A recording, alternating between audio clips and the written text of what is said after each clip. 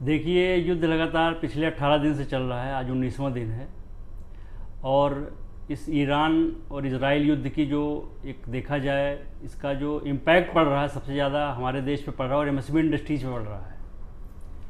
आज जो है सारे पॉलीमर के रेट बढ़ गए हैं 50% से ज़्यादा। कच्चे माल के सारे रेट बढ़ चुके हैं, जो कि क्रूड ऑयल और गैस की सप्लाई बाधित होने की वजह से है। पूरे मार्केट में अफवाह है, कालाबाजारी हो रही है।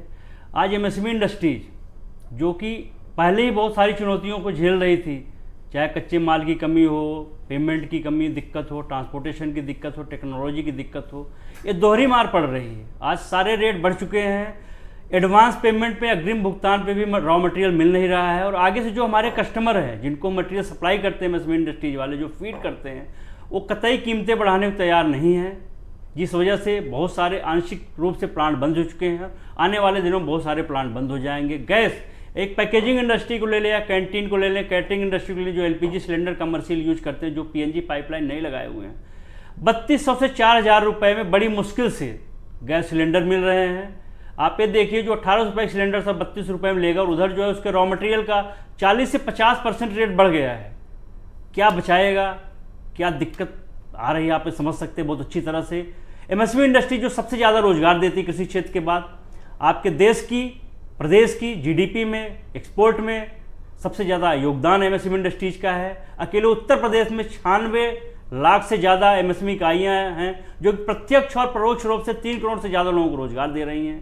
देश और प्रदेश सरकार को कोई न कोई विकल्प निकालना होगा। शासन प्रशासन को धरातल लेवल पर, जमीनी हकीकत पे आकर देखना होगा कि उद्यमियों को किस तरह की परेशानियां हो रही हैं। 50% से ज़्यादा रेट बढ़ गए हैं, दिक्कतें बहुत ज़्यादा है, रॉ मटेरियल मिल नहीं। पॉलीमर इंडस्ट्री जो लोग जुड़े हुए हैं उनके 50% ज़्यादा रेट बढ़ गए हैं। फैक्ट्रियाँ शट डाउन होने की कगार पर आ गई हैं। पैकेजिंग इंडस्ट्री एकदम लगभग बंदी हो चुके हैं। पेपर के रेट, पेपर का इस पर पता नहीं क्या इम्पैक्ट है। पेपर के रेट में भी 20 से 25% का बेतहाशा वृद्धि पिछले 10-12 दिनों में देखने को मिली है। और जो लग रहा है कि अभी ये युद्ध लंबा चलेगा, आगे इसका बहुत लंबा इम्पैक्ट आएगा। हम बात कर रहे हैं ट्रिलियन इकोनॉमी की, हम बात कर रहे हैं विजन 2047 की। कैसे अचीव होगा ये तो बहुत मुश्किल दिख रहा है। एमएसएमई इंडस्ट्रीज के बिना कोई भी अर्थव्यवस्था, कोई भी विजन अचीव करना, कोई भी इकोनॉमी अचीव करना बहुत मुश्किल, क्योंकि सबसे बड़ा योगदान एमएसएमई इंडस्ट्रीज का देश की अर्थव्यवस्था में। आज वही एमएसएमई इंडस्ट्रीज जो है एक ऐसे मुकाम पर पहुंच गई है जहां पे मैक्सिमम इंडस्ट्रियां बंद होने के कगार पे हैं। लेबर जो कि गैस भरवाती, छोटे छोटे लेबर होते हैं, उनको 5 रुपये किलो गैस मिल रही है। लेबर यहाँ से गाँव पलायन करने को तैयार है। इस तरह से बिना लेबर के, बिना रॉ मटेरियल के इंडस्ट्रियाँ कैसे चलेंगी। हमारे फिक्स खर्चे हैं, हमारे सैलरी फिक्स है, हमारे बैंक के जो किस्तें जाती हैं फिक्स है, हमारी फैक्ट्रियाँ जो मैक्सिमम फैक्ट्रियाँ यहाँ रेंट पे हैं, फैक्ट्रियों के रेंट जो जा रहे हैं, कहाँ से लाएगा इंडस्ट्री वाला, कहाँ से अपने घर परिवार के खर्चे चलाएगा। अप्रैल का महीना आ रहा है, सबके बच्चों के एडमिशन होना है, बच्चों की फीस लगनी, बच्चों की किताबें आनी, बच्चों की पुस्तकें आनी, ड्रेस आनी है, जो कि सरकार इस पर भी कुछ नहीं लगा पाई। हर साल ड्रेस चेंज होते हैं, हर साल किताबें चेंज होती हैं। हम लोगों ने पढ़ाई करी है, हम लोग इंतजार करते थे कि बड़े भाई किताब हमको मिलेगी, बड़ा खुशी होती थी। हम लोग सोचते भैया पास हो जाए, हमें किताब मिलेगी। लेकिन आज जो है विडंबना देखिए सरकार का, जो है चिकित्सा और शिक्षा जो कि देश में फ्री होनी चाहिए, वही हमें जो है सबसे ज़्यादा महंगे दाम में मिलती है। हमारी कमाई का एक अधिकांशता हिस्सा जो है चिकित्सा और शिक्षा में चला जाता है। तो जब इंडस्ट्री नहीं चलेंगी, इंडस्ट्री ओनर क्या करेंगे, बहुत बड़ा सवाल है। सरकार कर रही है कि एलपीजी से पीएनजी में शिफ्ट हो। पीएनजी का दर्द हम जानते हैं, पीएनजी शिफ्ट होने में साल 1.5 साल लग गए। आईजीएल की गैस पाइपलाइन यहाँ मिलने में लोगों को, इतनी जल्दी हम कैसे पीएनजी में शिफ्ट हो जाएंगे। हमारा सरकार से, प्रशासन से, शासन से आग्रह है कि जमीनी हकीकत में धरातल लेवल पर आए, देखें क्या समस्याएं हो रही हैं। और सरकार को एमएसएमई इंडस्ट्रीज के लिए तुरंत एक राहत पैकेज का ऐलान करना चाहिए और कीमतों पर जो बेतहाशा वृद्धि हो रही है उस पर लगाम लगाएं। और जो हमारे एंड कस्टमर हैं उनको भी जो है एक इन्फॉर्मेशन जाए, एक अवेयरनेस जाए, भैया आप इंडस्ट्री वालों के, जो छोटी इंडस्ट्री वाले, उनको रेट इंक्रीज करो, अन्यथा सारी फैक्ट्रियाँ गौतम बुद्ध नगर की मैक्सिमम फैक्ट्रियाँ, कुछ तो आंशिक रूप से बंद होगी, आने वाले 8-10 दिनों में मैक्सिमम फैक्ट्रियाँ यहाँ की बंद हो जाएंगी। अच्छा, बड़ी बात करें कि लोगों के सामने संकट है, कच्चा माल नहीं मिल पा रहा है और जो गैस की भी किल्लत है, लेकिन सरकार की ओर से ये दावा किया जा रहा है कि सब कुछ ठीक है। सर खोखले दावे हैं सारे, र्यूमर है। पहली बात तो ये कह रहे हैं हमारे पास स्टॉक है, सारी चीज़ों की स्टॉक है, सारे लोग बोल रहे हैं, सरकार प्रशासन सब बोल रहा है, तो अवेलेबल करवाएं ना। फैक्ट्रियाँ क्यों बंद हैं? आप आओ धरातल लेवल पे, उद्यमियों के पास आप इंटरेक्शन करो, उनसे मिलो।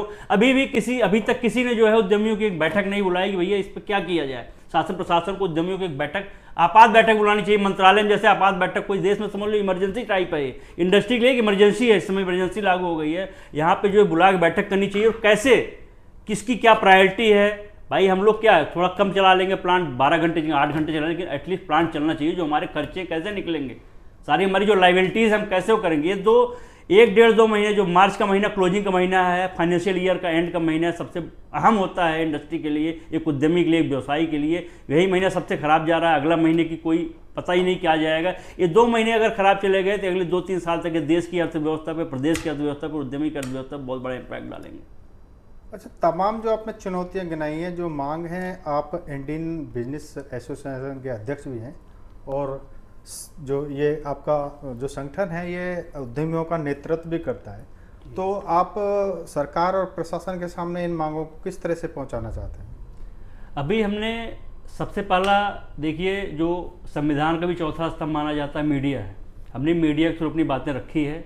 अभी हम अपने ज़िले की माननीय जिलाधिकारी महोदया से भी समय ले रहे हैं मिलने के लिए। उनसे मिलकर हम अपना जो एक ज्ञापन देंगे, अपनी मांगों को रखेंगे और अपनी समस्याओं को बताएंगे, क्योंकि ये हम लोग जो झेल रहे हैं कोई किताबी बातें नहीं है, कोई वो नहीं है, हम जो रियल में झेल रहे हैं, जो समस्या को सामना कर पड़ रहे हैं। इवन मेरी फैक्ट्री जो है आधी कैपेसिटी चल रही है, मेरी फैक्ट्री बंद है, कहीं सीधा उधर से 1-2 सिलेंडर हमने जुगाड़ किया था। मिडिल ईस्ट में तनाव है, उसको देखते हुए उद्योग संकट में है, बहुत ज़्यादा संकट में। और आने वाले समय में जो लग रहा है युद्ध लंबा अगर चल गया तो बहुत ज़्यादा संकट आएगा। हर चीज़ के दाम मतलब डबल, पॉलीमर के रेट डबल हो गए हैं, एल्युमिनियम के, लोहे के, हर चीज़ के रेट डेली बढ़ रहे हैं। और मज़े की बात यह है, अगर हम जो हमारे सप्लायर हैं, जो रॉ मटेरियल सप्लाई करते हैं, हम उनसे बात करते हैं तो कहते हैं भैया अभी 1 घंटे का रेट है, अग्रिम भुगतान करो आप, एडवांस पेमेंट, उसके बाद टाइम मटेरियल कब मिलेगा।